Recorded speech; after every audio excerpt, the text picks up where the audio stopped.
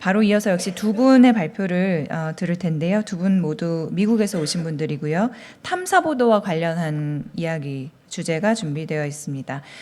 애니 샤벨 최고 운영 책임자님, 미국 탐사보도센터 최고 운영 책임자님, 그리고 해나영 미국 탐사보도센터 독자 책임자님을 모시고 말씀을 들어볼 텐데요. 두 분의 주제는 탐사보도의 영향력 측정이라는 주제입니다. 먼저 애니 샤벨 최고 운영 책임자님은 미국 탐사보도를 이끄는 임원 중에 한 분으로서 센터의 전략 목표 수립과 달성, 또 재무관리와 조직 운영 개선을 책임지고 계십니다. 센터에 합류하시기 전에는 샌프란시스코만의 베이에리아의 비영리 미디어 아트 센터인 베이에리아 비디오 연합의 매니저로 계셨습니다. 그리고 해나영 독자 책임자님은 미국 탐사보도센터의 탐사보도 매체 리빌의 독자 책임자신데요. 리빌의 디지털과 소셜 부문을 이끌고 계십니다. 리빌의 도달 범위를 확대하고 또 독자와 새롭게 관계 맺는 방법을 위해 노력하고 계시다는데요.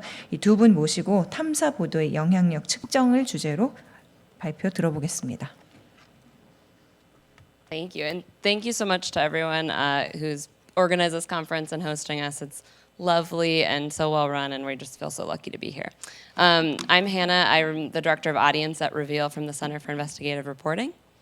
Hi, I'm Annie. I'm the Chief Operating Officer, and we're going to talk a little bit today about measuring the impact of investigative reporting. So a little bit about our organization, the Center for Investigative Reporting. We are the nation's oldest investigative nonprofit newsroom in the country. We produce investigative reporting in order to spark action, improve lives, and protect our democracy. Our work is multi-platform, so we produce text, radio, podcast, video, social media. And for much of our history, we distributed our work with partners, and so we worked with places like the PBS NewsHour and newspapers around the country in order to distribute our work. In 2014, we launched our first ever direct-to-audience platform, the Reveal Radio Show and Podcast. It airs on 500 public radio stations around the country. We reach an audience of millions every week with the show, which is really exciting.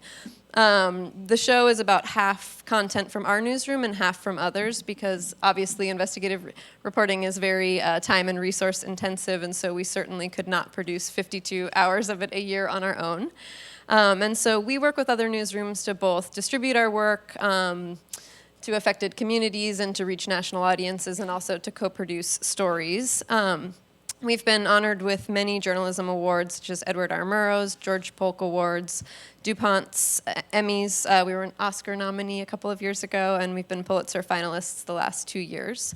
But the real measure of our success is the impact that's sparked by our reporting. So we define impact at CIR as a change in the status quo as a result of a direct intervention, for example, reporting. And we were really fortunate because in 2014, we were able to hire our first ever media impact analyst in the newsroom. The woman who filled that position was Dr. Lindsay Greenbarber, and she pioneered a lot of the work that we'll be talking about today. And so, it was really valuable to be able to have this position in our newsroom, because obviously for our entire history, the goal of our work was to make a difference in people's lives, but we didn't really have one way to think about or talk about that work. So everybody kind of knew impact when they saw it. When a story would come out, we'd see a law change in a couple of years, and that was sort of ad hoc how we defined impact. Another really critical thing is everybody had their own system. We didn't have an organizational way to capture our impact. And so some reporters had spreadsheets, some had Post-its, some had Word docs. There wasn't really a consistent way to track all of the changes that were resulting from our work. So when Lindsay joined our newsroom, she sat down with everybody to really understand how do people think about impact in the newsroom, so that she could develop a consistent way for us to think about it across our organization. And I think one thing that was really key about that position was that we really when someone would leave our newsroom to go work in another place, a lot of the information about what happened with the work that they did while they were at CIR would kind of disappear. And so really being able to have the institutional memory of what our work has been able to do, and also to start thinking about different types of impact that might be important beyond kind of the gold standard of investigative reporting. So this was the definition that we work from, and the framework that we think about impact as is 3 sort of levels, and they're related, and sometimes there are different types of impact that cut across a few of them. So the micro level is changes at the individual level. So if we're getting an email from a listener who said, hey, I heard your episode on pesticide use on strawberries, and I've decided not to buy anything but organic strawberries anymore. That would be the micro level. The meso level are changes at the community level. So when advocates are citing our reporting to move issues forward, or if a lawsuit is filed as a result of our work, that's sort of the network and community level at meso. And then macro is, of course, the gold standard of investigative reporting, changes at the institutional level. So laws getting passed, someone getting fired, all of that really fun stuff. And so, I think one thing that's really key is we always were sort of aware of the macro changes that were happening. We would often publish follow-up stories as a result of, something that was happening if a law was passed or proposed. But we didn't really have a great way until 2014 to capture the meso and the micro. And what's really key about that for us is it's important to value different types of impact in our story selection process. So when we're choosing what we're going to report on, as part of the pitch process, we look at potential for impact. And institutional change can often take many, many years. For several of our stories that came out 3 or 4 years ago, we're still seeing just now the laws are getting passed and changes like that. And so often when we're choosing stories, being able to value these other types of impacts that really do make a difference in the lives of community can be really important. So a great example of that is in 2014, we did a project about sexual assault of undocumented female farm workers in California and Oregon. And when we were looking at doing that story, this was the pre-Me Too era, we were not anticipating that lawmakers would necessarily take up this cause. It's a really vulnerable population. But we thought that advocacy organizations might make some changes in their ways of supporting these women. We thought that there was a lot of potential for some of the micro and meso impact from this story, and so we were able to really see the value that this work could have, even if we weren't going to see a law being passed, a month after the story was published. And one thing that came out of that was very exciting was there were rape crisis centers in those communities that were only open during the hours that the women were at work. And so after the story came out, they actually changed their hours so that they could serve the women at times that they weren't at work. And so that was a great example of kind of the meso level impact that really did make a meaningful difference for these women. And then since then, we've now seen a lot of those advocates in those communities use this reporting to push it forward. And just last year, a new law was passed in California aimed at protecting these women. And so we're able to kind of see how these changes are happening over time. And so using this framework, we were wanting to have a way to capture this institutionally, not just have these definitions, but to really have a way to capture this over time. So we built an internal tool for our newsroom called the Impact Tracker tool. And the goal of this was really to replace all of the one-off things that people were doing and the emails folks were sending about the impact that their work was having with an organizational system so that we could track and measure the impact of our work. So this shot here is the web form that reporters and editors fill in when there's an impact resulting from their work that maps to the framework on the previous slide. So a reporter, will come here and in the description field put law passed, the date that it happened, and then they'll use the drop-down menus depending on the type of impact that it was. And very importantly, when we rolled this out, we wanted to make it really easy for folks to fill this out, and so it's a pretty simple form. And after we launched it in our newsroom, other newsrooms started to hear about it and were really interested in being able to use this type of tool in their own work. So we developed an open source version of the tool, and it's now in use in over 60 newsrooms around the world, which is incredibly exciting. And we work with other newsrooms to help them implement the tool and kind of learn from us about how we use it. And I think to Meredith's point, you still really do need humans, even when you have technology. The tool is wonderful, but we still need people to analyze the data that we're collecting here. And so a lot of newsrooms that we've worked with, I think, have thought that when they can implement this tool, the impact problem is solved. But we just always want to remind folks that you still do need people behind the data to look at it and use it in important ways. This just kind of makes that work easier. And so these are the levels that we have as drop-down menus in our impact tracker for our newsroom. It's completely customizable, so these are based on what we think is likely from our reporting. Obviously we're not advocates, we're journalists, and so we are never, trying to make a specific outcome happen, but we want to understand what are the potential outcomes that could result from our work. And so we went through a process in our newsroom to think about what the different levels could look like, and these are the things that we see from our reporting. So at the macro level, we've got laws being passed and proposed, government investigations. At the meso level, lawsuits being filed, networks forming around our reporting, and then the micro level is the individual changes that we see.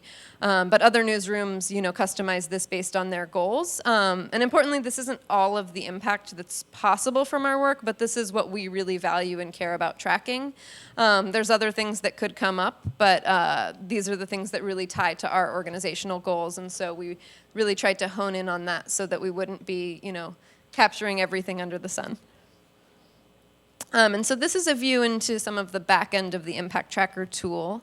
Up here, you're going to see that this is a timeline that we built into the impact tracker. As I mentioned, impact can often take a long time, so being able to visualize the different things that are happening over the course of the impact story after an investigation is published is really key. So the little newspapers are media mentions or a story being published. The person is the micro level. The network level is the circular triangle. And the state house is the macro level. And so, we're seeing, this is an example of an investigation we published that Hannah's going to dig into in a few minutes, but you can kind of see the investigation getting published in early March, and then we're seeing impact start to happen. And it's really important to be able to see, the relationship between the different types of impact over time. So that's been an exciting feature to have in the tool. And then below that, it's sort of just the database where all of the information is captured. So this maps to the outcome form that I showed on the previous slide. So the description, the date the impact's happening, the type of impact that it is, and then there's links and other items that we can see. So this is for a project called Kept Out. I'll turn it over to Hannah. Thank you. So as Annie was talking about, we're a solely investigative newsroom, which is a huge luxury, and we're really excited about it. But what that means is, we do fewer projects, but they take a lot of resources. So when we launch them, we are really intentional, and we have the luxury of being really intentional about the strategic distribution and engagement plans for those projects. So one of the main goals of those plans is to make sure that the investigations that we're doing are reaching the people who are actually impacted by the findings. We want to reach as many people as we can with our reporting, of course, but if we're not reaching people who are actually experiencing the things that we're uncovering, we wouldn't consider that successful. And so we developed those distribution and engagement plans based a lot on insights that we glean from data, and a lot of the data that we use for those insights comes from the impact tracker. So we're looking back at past projects that are maybe similar and seeing what strategies we deployed for those projects to reach people, and if those strategies are successful, then we will tweak them and maybe use them again. If they weren't, we know that, and that institutional knowledge is not lost. So let me tell you a little bit about how that worked for this project we were talking about called Kept Out. So Kept Out was a year-long investigation by Aaron Glantz and Emmanuel Martinez, and they analyzed over 31 million mortgage records and found evidence of racial discrimination in lending in 61 metro areas across the United States. Because these findings were presented at the metro level, the story presented a huge opportunity for a local strategy. So my team was really excited about this because we knew that from analyzing and looking at past data that when we can localize a story, when we can make it real for people at the local level, that can really lead to the right people seeing it and things happening with that reporting. The reporting doesn't just go off into the ether. And so we saw this opportunity with this Kept Out series. So we developed a local distribution plan that was pretty comprehensive. We partnered with the AP, we partnered with public radio stations across the country, and then we have our own local reporting network where we share tips and resources with local reporters. So we tapped all of those networks, and our reporters got on webinars and calls and training sessions with local reporters all across the country to tell them about our data, to tell them about our reporting, and then to give those reporters tips and tricks for localizing the reporting for their communities, for their outlets. And that all happened ahead of publishing. And that was strategic because we wanted to make sure that when we published kind of with the full force of not just our platforms and our audience and channels that we reach, but all these local networks too.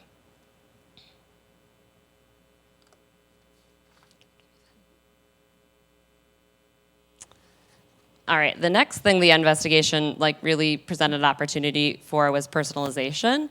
Nothing as sophisticated as what the BBC was talking about, but inspired by similar ideas around people wanting to pull down information that really was relevant to them at a very personal level.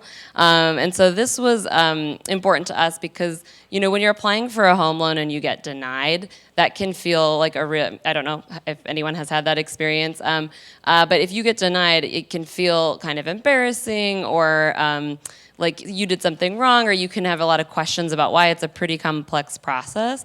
And so we knew we wanted to make it real for people. They could see if they had maybe applied for a loan, at the neighborhood level, what was happening around them for context would be important. So if Annie and I are living in the same neighborhood in Oakland and I apply for a loan, I would want to know, if I got denied, how many other people like me were getting denied. And so we wanted to make that information really accessible for people.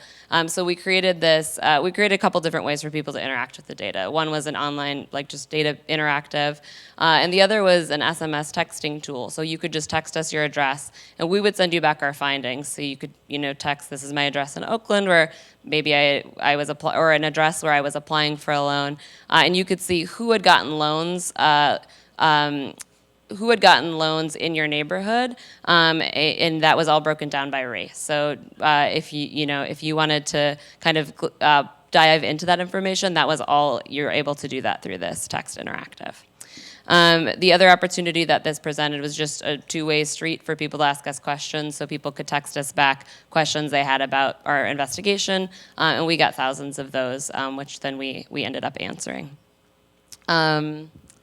And then the last thing that we did with this investigation was after we published it, we still, again, impact in mind, wanted to think about, we definitely wanted to make the information personal for people. We wanted to get it to them in their local communities where they're living, where they're reading, where they're already watching.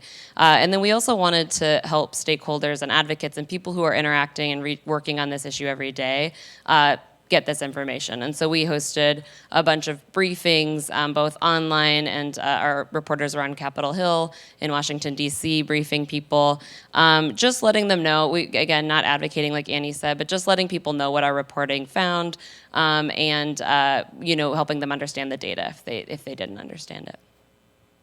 Yeah, and although this story was national in scope, we focused on Philadelphia as one of the metro areas where the problem was worst. And so in our radio piece, we had characters from Philadelphia and dug into that problem. And so I'm going to go through a couple of items now that are stored in the impact tracker. So all the things you're going to see on the next slide are things I pulled out from the impact tracker. So all this is stored in there, which is really wonderful. So one thing that's really important for us when we do these major projects is to understand how people are accessing our content so we can refine our distribution strategies, as Hannah was mentioning. And so Senator Hughes in Pennsylvania was among the first to tweet about our story after it came out.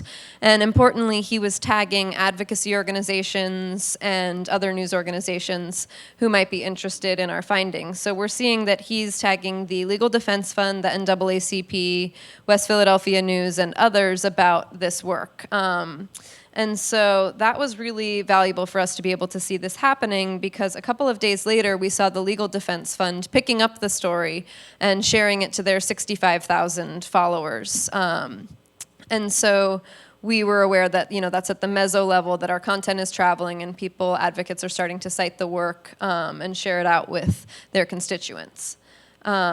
And then shortly after that, the Attorney General, Josh Shapiro in Philadelphia, announced that he was opening an investigation into our work, citing our work, and then calling back to Senator Hughes for sharing the story with him. So that's really key because we're able to understand, what are the levers that are happening here to move the story to impact. And then we also know for the future that as we're doing follow-up reporting, Senator Hughes is like a huge stakeholder in that community who can really inform everyone about what's going on. So again, although we're not advocating, when we have a story come out, we can send it to his office and say, hi, we published a new story in this series.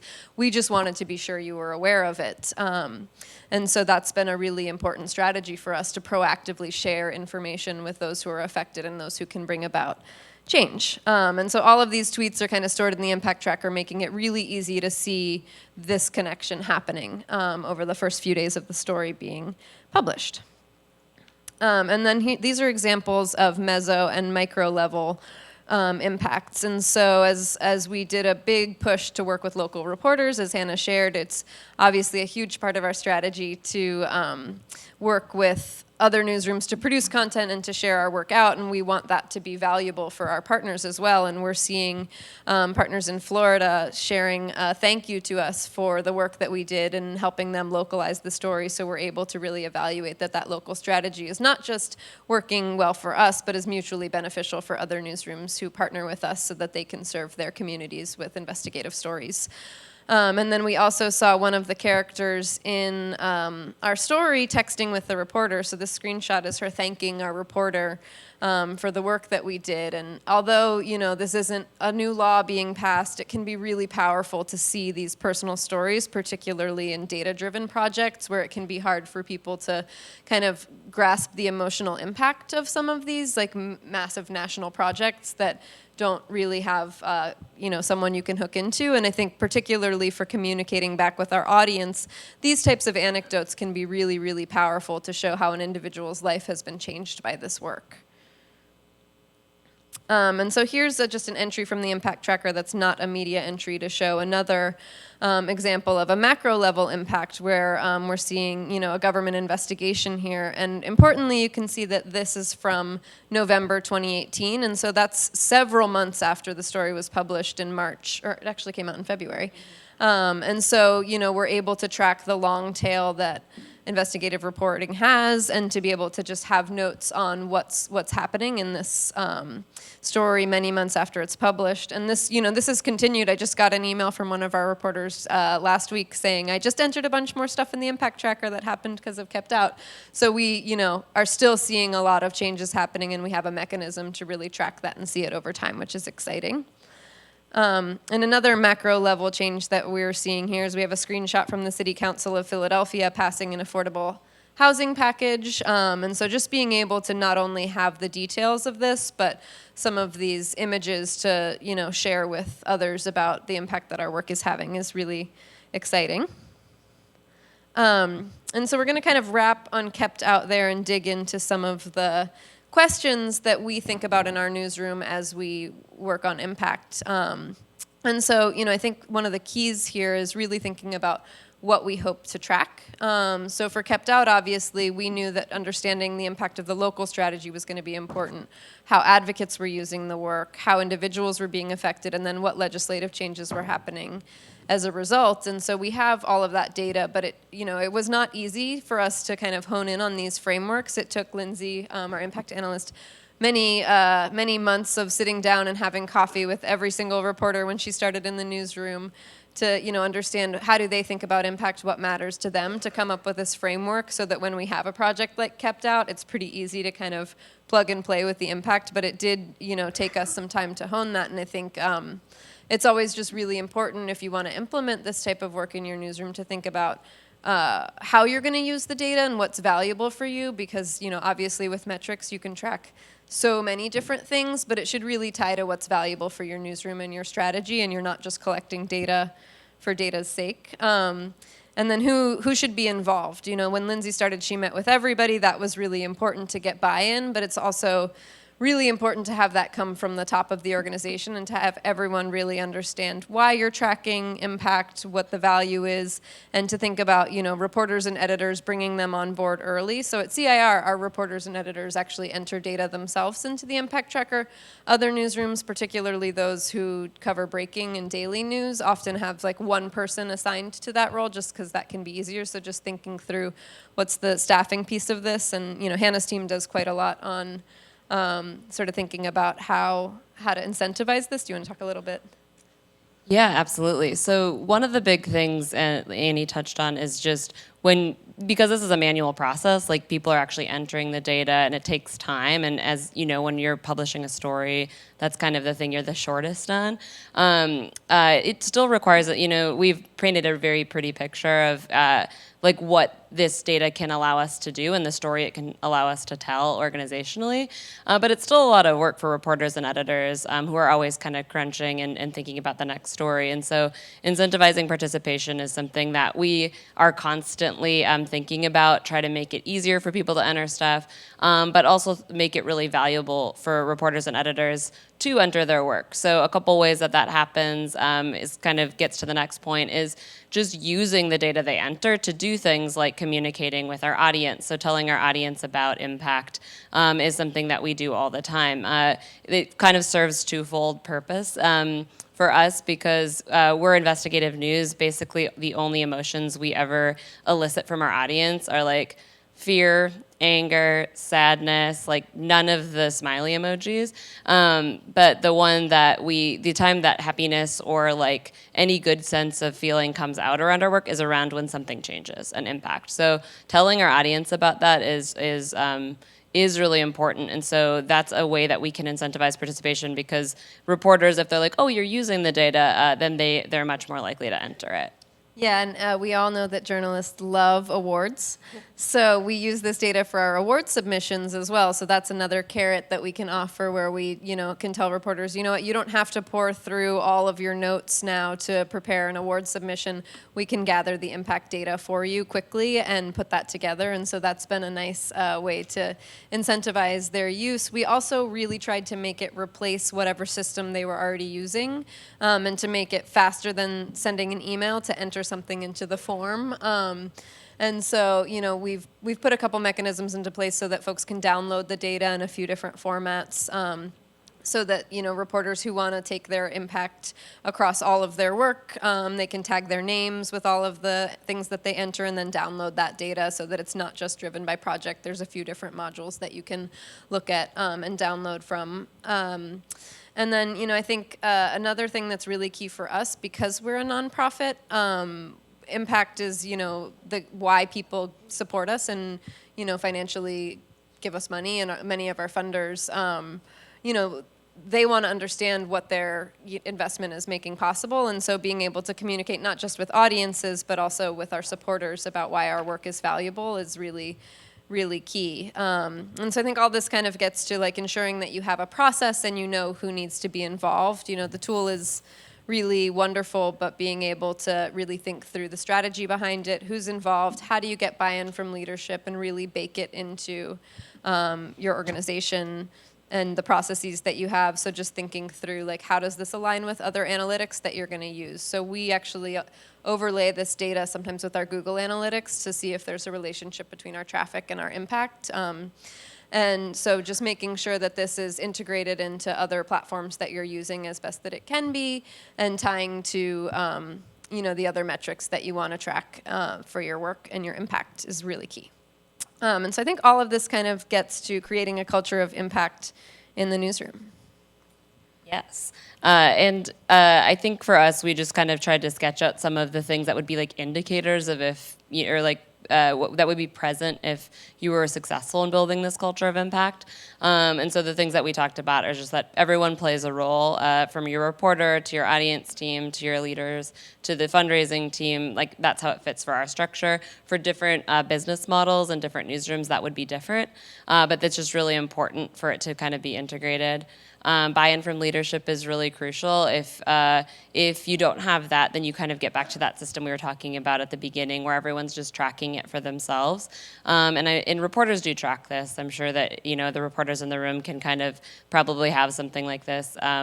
A Google Doc or something where they're storing their own impact. So if you want to kind of make it an organizational, cultural thing at your organization, you really do need it coming from the top. Yeah, and I think on that point, it's really key to just think about ways that you can bake it into everything that you do. So our employee review process, part of what we're considering when we're looking at performance is like, are you entering data into the impact tracker? And we're not saying like you have to have an impact with your reporting for it to be valuable, because obviously some stories, even if they're not going to have an impact right away, need to be told. But, are you filing your stories on time? Are you putting data into the impact tracker? That's part of what we look at. And so just thinking at all the places that you can really demonstrate, in concrete ways that it's an organizational priority are really key. Yeah, and then there's the final few is just thinking about leveraging impact data for decision making. So when I was talking through Kept Out, we do that a lot. It's just the good gut check to make sure that you're not doing something you have already proven to yourself to not be successful. Like, I think that happens to anyone. It's human nature. You can kind of have the same bad idea a lot. And so this can kind of help prevent against that, or just help you think through, we have done that before. What did we learn? How can we just build on that knowledge? And then the last thing is just making sure, or another indicator would just be that your audience come to expect this from you. That when they're referencing your organization, they kind of tie in the reason that I support this organization. I'm a subscriber, I'm a member, however, I'm a reader, I'm a listener. They reference this kind of hand in hand with why they do that, and we see that a lot at Reveal. Pretty much all of our members kind of parrot this back to us, which we take as a good sign. They'll say, "Yeah, I really support you. You guys do work that matters. It makes changes, stuff like that." And so that shows us that we're doing a good job, not just telling people what's wrong in the world, but also that by unearthing that and by them supporting that, that makes change possible. 네, 두 분 감사합니다. Thank you so much.